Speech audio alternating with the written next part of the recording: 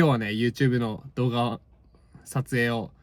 しようと思って今車の方に来てて DIY の作業をしていくんだけど、で今回は何の作業をしていくかっていうと、ボディの補強ですね。この車年代的にはもう20何年とかになってくると思うんだけど、ボディがねの歪みとか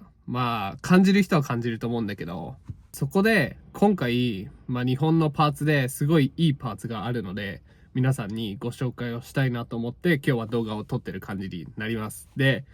以前僕がつけてすごい体感できる、本当に体感できるパーツって少ないと思うんですけど、実際に本当に取り付けて体感できたパーツがカーステーションマルシェの筋金くんっていうパーツなんだけど、フロントのフェンダーの中側につける補強になってるパーツなんですけど、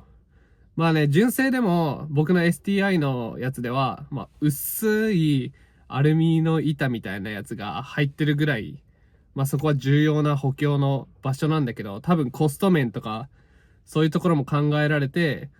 そういう薄いね1センチ2センチぐらいのパネルになってたと思うんですけど、それを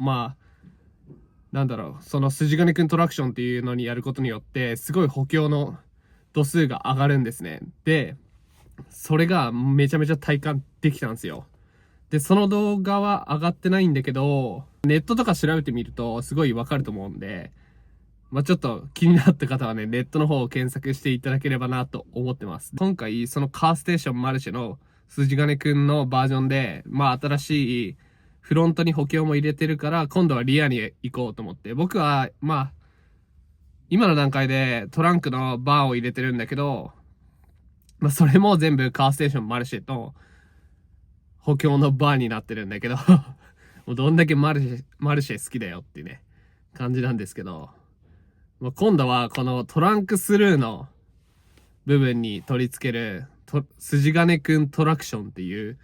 ものを今回は取り付けたいと思います。なので早速ちょっと作業場の方に移動して、これから皆さんに商品をお見せしたいと思います。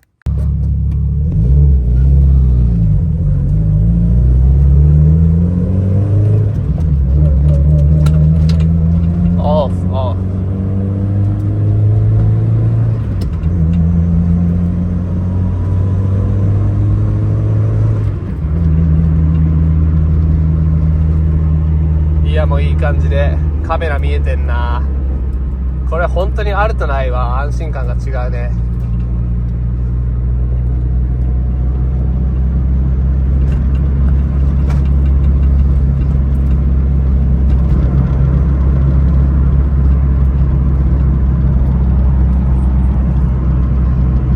でそうそう、トラクション、筋金くんトラクションみんなつけてる人いますかね。つけてる人だったら多分ね体感できたっていう人がほとんどじゃないかなって思うんだけど、本当にものすごくコーナーとかの立ち上がりのスピードとかも上がった気がするし、素人でもね分かる感じなんで、ぜひ今回の動画は楽しみにしていただければと思います。はい、早速今日取り付けるもの、この段ボールのままなんだけど、でちょっとトランク汚いのはごめんなさい。で今ね現状でこういう風にトランクバーもレールのやつがついてます。ほらちょっとピント合わない。こんな感じね。ビートラッシュレールで、これにプラスで今回はこのトランクスルーの部分、ここに補強を一つ入れるっていうような感じです。はい、箱に入っていたものはとりあえずもうシンプルイズベストという感じですねこのねくの字に曲がったパーと、あとこのセンタープレート2種類、こっちのプレートはちょっと早速開封していきますか。はい、こんな感じでちょっと軽く開封したんだけど、これが多分トランクスルーリアシートがある人用のプレートで、こっちのプレートが確かリアシートが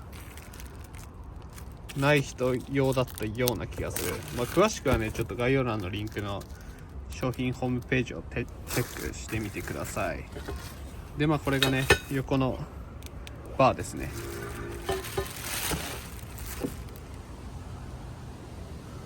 なるほどね。レイルはね、比較的こういうゴールド系のパーツが綺麗にしっかり塗装されてるのがいいかな。ここちょっと傷ついてるけど、どうせ傷つくしで取説もちゃんとこんな感じで入ってるんで、誰でも簡単に取り付けはできますね。だからこれつけたとしても、そのリアシートがあるない関係なく、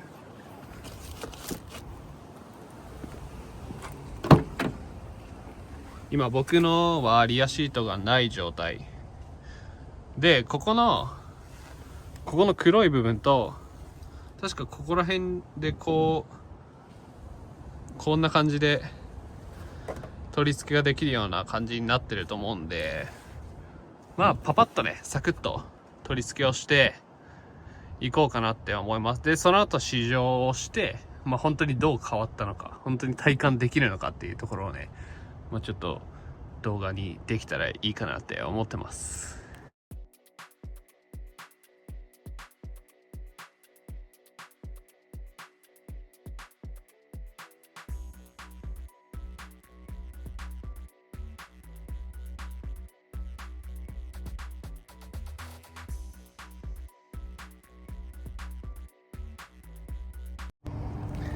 よし、そしたらとりあえず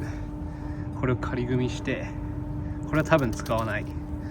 でこれが付属のボルトナットワッシャーかな。でこれが多分黒いプレートに間に挟むやつだと思うんで、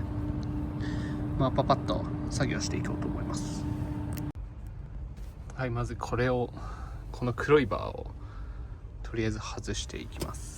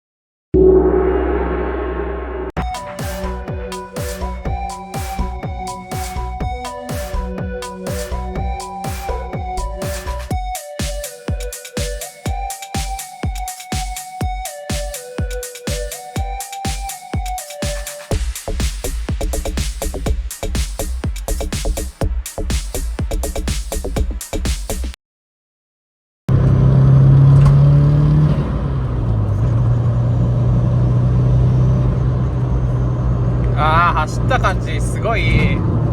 安定してる。めちゃめちゃ安定してる感じがする。でもう今100キロぐらいなんだけど、変わらずかな。そんなに多分トランクバーがすごい効いてたんだと思うんだよね。だからそんなに変わったって感じはしないんだけど、がっつりリアのトラクションがかかってる感じが伝わる。もう本当にこれは体感できるね。で前の筋金くんと入れた時もフロントのねすごい変わって、で今回リアも入れたんだけど、めちゃめちゃ変わった。もうなんかすっかりカチッって感じ、ケツも。いや、こんな体感できると思わなかったな。めっちゃいい。はい、こんな感じで今日は取り付けサクッと2時間ちょっとぐらいかなで終わりました。で、まあ後ろにちらっとこれ見えてるのが今日取り付けた筋金トラクションっていうね商品なんですけど、まあここの穴が合わなくて、それで穴を広げたりとか調整は必要だったんで、まあポン付けなんかそのままポンってつくっていうような感じではなかったので、まあもしチャレンジするよっていう方がいたとしたら、まあドリルとか、まあちょっとそこら辺の工具を意識ある環境でやった方がいいかなって今日は感じましたね。そうそう、この前僕のスポンサーである IC エアロからデータをもらって直接作ってもらいました。まあ作ってもらったのはね僕の友達なんだけど、ステッカー作るのとかすげえうまくてめちゃめちゃ綺麗ですよね。まあこれとあともう一つこれね、これはすごい前からつけたかったのステッカーで、まあこれも一緒に今回作ってもらったんだけどめっちゃかっこいいまあ関係ないけどね、まあ、とりあえずちょっと汚いけどごめんね。はい、どうでしょうか。めちゃめちゃレーシーな後ろになってきたんじゃないですか。まあ今回はこのバーをつけて、まあもともとこっちのトランクのレールのバーはついてたんだけど、まあしっかり補強がされていい感じになりましたね。まあ見た目もめっちゃいい。